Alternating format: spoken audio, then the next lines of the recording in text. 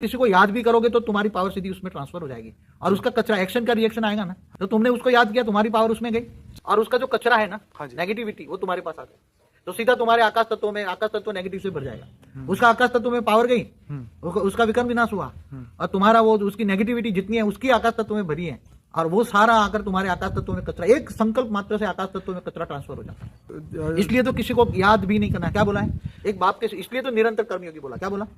अगर आगे बढ़ना है बिजनेस में तो याद करो, बाप की याद में रहकर उसको क्यों याद करते हो? हजारों लोग हमको, आपको डीलिंग करनी पड़ेगी, उनको मिलना पड़ेगा, उनसे बात, मगर तुम आत्मस्वरूप में रहकर डीलिंग करोगे ना, तो उसका तुम उसको याद नहीं कर रहे ना, डील कर रहे हो। ठीक है, तुम उसको याद नहीं कर रहे हो। याद किसको करते हो?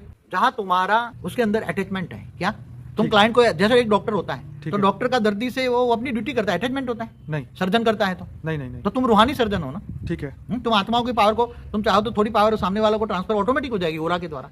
ठीक है, तो ओरा में आ जाएगा तो वो तुम जो कहोगे सब ठीक हो जाएगा। कम से कम लोगों को मिलो। क्या पहला ही स्लोगन क्या है?